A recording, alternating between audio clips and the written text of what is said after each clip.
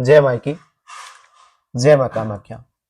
मां बगलामुखी का चमत्कारी मंत्र आज आपको उस शक्ति से जोड़ने वाला है जो कोर्ट केस में सत्य के मार्ग को खोल देती है। नमस्कार दोस्तों, स्वागत है आपका मां बगलामुखी के यूट्यूब चैनल में।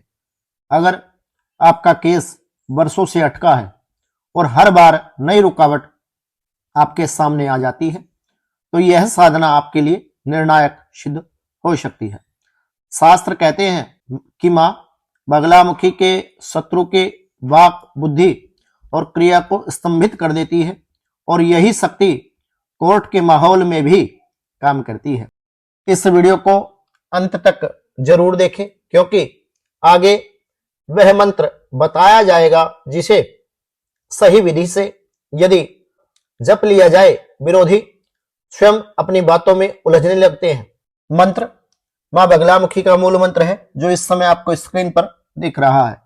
और जिन लोगों के पास में दीक्षा नहीं है, ओम बगलामुखी देव्यै नमः, इस मंत्र का प्रतिदिन हल्दी की माला से 108 बार या फिर अधिक संख्या में 21 दिनों तक जप करना चाहिए। साधना शुरू करने से पहले पीले आसन पर बैठे, पीले वस्त्र पहने, दीपक जलाएं, दीपक में एक चुटकी हल्दी डाल दें, माता बगलामुखी के सामने आप प्रार्थना करें और ध्यान रहे मंत्र जितना शक्तिशाली है उतना संवेदनशील, इसकी विधि भी इतनी संवेदनशील है, इसलिए एक भी स्टेप को आप हल्के में ना ले।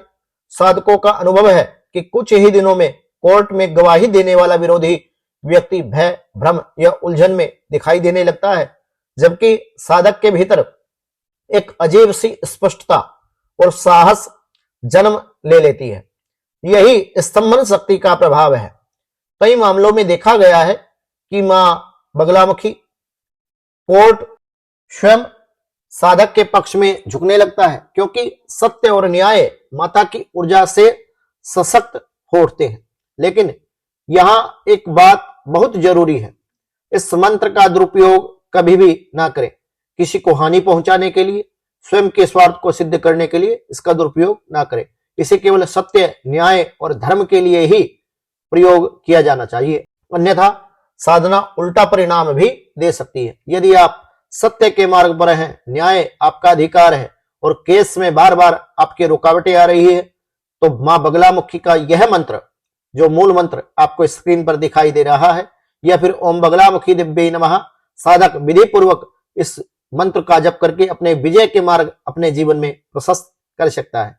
तो माता बगलामुखी की साधना से पूर्व यदि आप मूल मंत्र जपते हैं तो उन लोगों को मैं विशेष रूप से कहना चाहूंगा कि बगलामुखी मंत्र का जो जप है वो बिना दीक्षा के नहीं किया जाता, दीक्षा उपरांत ही आप इस जप को, साधना को कर सकते हैं, अन्यथा आपको अपने जीवन में नकारात्मक प्रभाव देखने को मिलेगा। एक बार आपका काम जरूर होगा और अच्छा लाभ आपको आपके जीवन में दिखाई देगा, परंतु उसके बाद में नकारात्मक ऊर्जा या शक्ति का प्रभाव आपको इस कदर घेर लेगा, आपका शरीर, आपकी बॉडी उस ऊर्जा को संभाल नहीं सकती। गुरु हमारे जीवन में उस ऊर्जा को संभालने का काम करते हैं।